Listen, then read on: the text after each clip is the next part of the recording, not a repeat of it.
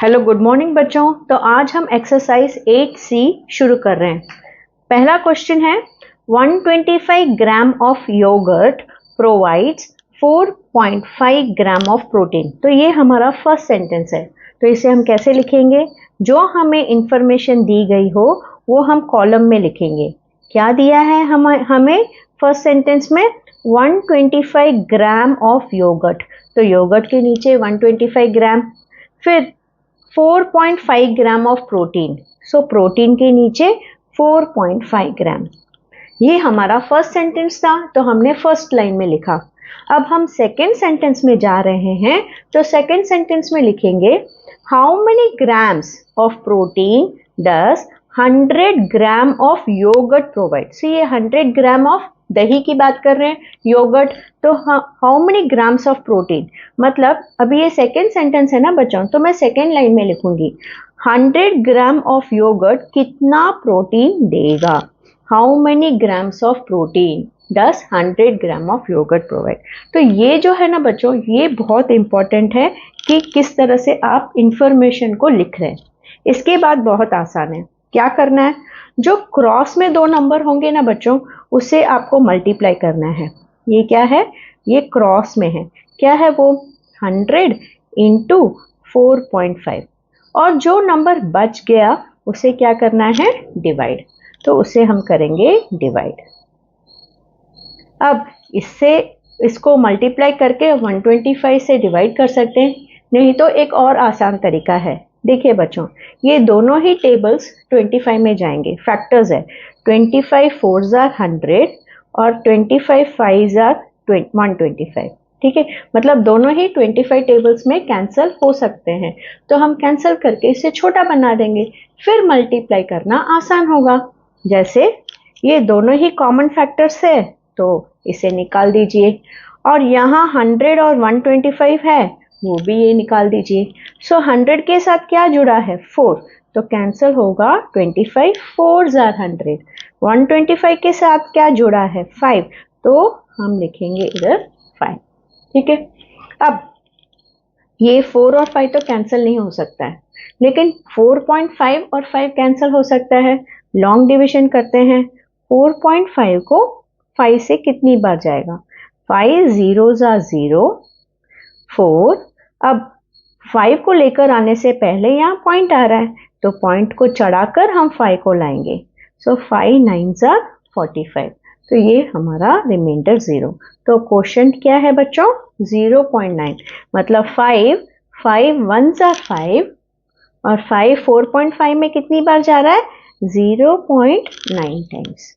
अब देखिए डिनोमिनेटर में 1 आ गया है, अब हो गया हमारा कैंसिलेशन। अब इनको सिर्फ मल्टीप्लाई करना है। 0.9 को 4 से मल्टीप्लाई करेंगे। 4 9s are 36, 4 zeros are 0, 0 plus 3 3। अब इसमें डेसिमल नहीं है, सिर्फ इसमें डेसिमल है। डेसिमल के बाद कितना नंबर बच्चों? एक नंबर। तो हम पीछे से, ये बहुत इंपॉर्टेंट है, पीछे से एक डेसिमल लगाएंगे, तो 3.6। और क्वेश्चन मार्क किधर था बच्चों? प्रोटीन के नीचे। तो 3.6 ग्राम ऑफ प्रोटीन। ठीक है, हमेशा ये डेसिमल जो है ना बच्चों, डेसिमल के बाद कितने नंबर्स है वो काउंट करना है। लेकिन जब हम डेसिमल को प्लेस करेंगे, पीछे से ही प्लेस करेंगे। ठीक है। Second sum, in a poultry farm every 100 birds provide an average of 72 eggs। ये हमारा फर्स्ट सेंटेंस है। मतलब कौन सी इंफॉर्मेशन दी गई है? एग्स और बर्ड्स। मतलब 100 बर्ड्स 72 एग्स देता है। ये फर्स्ट सेंटेंस था, तो मैंने फर्स्ट लाइन में लिखा। लेकिन अब हम सेकेंड सेंटेंस में चलेंगे, तो सेकेंड लाइन में लिखेंगे। ठीक है, if each bird less the same number of eggs, how many birds पूछ रहे हैं, तो हाउ मेनी मतलब मालूम नहीं। Will produce 324 eggs. तो एग्स के नीचे 324। बस ये इंपॉर्टेंट था। ठीक है, अब मैंने आपको बताया था जो दो नंबर्स क्रॉस में होते हैं उसे हम मल्टीप्लाई करते हैं। अब क्रॉस में दो नंबर्स कौन से हैं बच्चों? 100 इंटू 324। अब जो बच गया नंबर उसे हम करेंगे डिवाइड। ठीक है, अब एक न्यूमरेटर को अब देखिए बच्चों, आप सीधा 32472 से भी डिवाइड कर सकते हैं या कैंसिल करके भी कर सकते हो, दोनों ही आंसर सेम ही आएगा। अगर इस सम में आपको मल्टीप्लाई करके डिवाइड करना है तो भी आप कर सकते हो, जैसे 324 इंटू 1 इज 324, फिर कितने जीरोस है 2, तो 2 जीरो, ये है इसका आंसर। फिर सीधा सीधा 72 से डिवाइड। ठीक है, सो लॉन्ग डिवीजन करते हैं। 32400 को 72 से डिवाइड। So 72 4s are 288। तो यहाँ क्या आएगा बच्चों 1, 14 में से 8 गया 6, 11 में से 8 गया 3, 2 में से 2 0, तो ये तो आएगा नहीं। फिर ये 0, 72 5s आर 360, सो 0, फिर ये 0 आया है, सो 72 zeros आर 0। तो आंसर क्या आ रहा है बच्चों 450। क्वेश्चन मार्क किसके नीचे है, बर्ड्स के नीचे, तो हम 450 बर्ड्स ऐसे लिखेंगे। अब फर्स्ट सेंटेंस देखिए बच्चों, a dozen apples weighs 2.4 kg, मतलब डजन एप्पल का वेट इतना है। तो इंफॉर्मेशन किसके बारे में है, एप्पल्स के बारे में, और कितना वेट है केजी में उसके बारे में। सो डजन एप्पल्स को हम एक डजन नहीं लिखेंगे, 12 लिखेंगे, क्योंकि एक डजन 12 ही होता है, और उनका वेट है 2.4 kg। तो ये फर्स्ट सेंटेंस था, तो हमने फर्स्ट लाइन में लिखा। अब हम सेकेंड सेंटेंस पढ़कर उसकी इंफॉर्मेशन सेकेंड लाइन में लिखेंगे। हाउ मेनी एप्पल्स मतलब मालूम नहीं, विल वेव 10.2 kg, तो कितने एप्पल्स का वजन 10.2 kg होगा। तो फर्स्ट स्टेप हम क्या करते हैं, जो भी क्रॉस में नंबर्स होते हैं उसे मल्टीप्लाई करेंगे। तो ये है हमारे क्रॉस में नंबर्स। जैसे यहाँ देखिए बच्चों, इस सम में ये दो, इस साइड 2 क्रॉस था, इधर नहीं बन रहा था क्योंकि इधर कुछ भी नहीं है, तो ये दोनों क्रॉस में था तो इसे मल्टीप्लाई किया। तो अब ये दोनों क्रॉस में बन रहा है तो इसे मल्टीप्लाई करेंगे। ठीक है, सो 12 इंटू 10.2। अब ये जो अकेला बच गया उसे हम क्या करेंगे, डिवीजन। अब बच्चे जब भी डेसिमल्स को देखते हैं तो घबरा जाते हैं कि इसे कैसे कैंसिल करना। आसान तरीका ये है बच्चों, आप डेसिमल को फ्रैक्शन में कन्वर्ट कर दो। ठीक है, जैसे 10.2 है, अभी आपने डेसिमल चैप्टर्स में पढ़ा है डेसिमल को फ्रैक्शन में या फ्रैक्शन को डेसिमल में कैसे कन्वर्ट करना। देखिए, डेसिमल के बाद है एक number, 1 number is there after decimal, तो हम इसे विदाउट डेसिमल पहले लिखेंगे। 10.2 बन गया 102, डेसिमल को हटाया तो नीचे उतने जीरोस लगाएंगे। डेसिमल के बाद एक नंबर है तो नीचे एक जीरो का मतलब है 10, 2 नंबर है तो 2 जीरो, इसका मतलब 100। पॉइंट के बाद 3 नंबर होंगे तो हम 3 जीरो लगाएंगे, मतलब 1000। समझ गए बच्चों। सो ये नंबर हो गया अभी 102.10।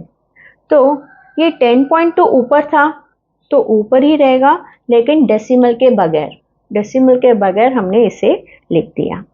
लेकिन ये तो नीचे है, और 2.4 को हम डेसिमल के बगैर कैसे लिखेंगे, 24, डेसिमल को हटाया, डेसिमल के बाद है एक नंबर तो एक जीरो, मतलब 10, तो 24/10 लिखना है। लेकिन हम 24/10 नहीं लिखेंगे, इस बार 24 नीचे है तो हम इसे नीचे लिखेंगे और 10 जो है वो ऊपर चला जाएगा। समझ गए, क्योंकि ये तो डिवीजन कर रहे हैं ना, हम 2.4 को डिवाइड कर रहे हैं इससे, तो ये नीचे है तो हम क्वेश्चन को चेंज नहीं कर सकते। तो ये जो नीचे था नीचे ही रहेगा, लेकिन बस डेसिमल हटा दिया। इस डेसिमल को हटाने की वजह से हमें ऊपर 10 लगाना पड़ा। अब देखिए कितना आसान हो जाएगा आपका कैंसिलेशन। 1 न्यूमरेटर और 1 denominator, 10 1s are 10, 10 1s are 10। ये 12 और 24 12 टेबल्स में जाता है, 12 1s are 12, 12 2s are 24। अब 102 आंसर क्या हुआ, 1 इंटू 102 इंटू 1 102, डिवाइड बाय 1 2 ज़ा 2, तो 2 5 ज़ा 10, 2 1 ज़ा 2, हो गया ना इजीली 51। अब क्वेश्चन मार्क किधर है? एप्पल्स के नीचे, तो ये है हमारा 51 एप्पल्स आंसर। अब ये क्वेश्चन देखिए बच्चों, 50 people consume an average of 110 kg of rice in a week। मतलब 50 लोग 110 kg एक हफ्ते में खाते हैं। तो ये हमारा फर्स्ट सेंटेंस है, तो इंफॉर्मेशन है पीपल के बारे में और वो राइस कितने केजी खाते हैं। तो 50 people 110 kg राइस खाते हैं, ये हमारा फर्स्ट लाइन था, तो फर्स्ट सेंटेंस में लिख दिया।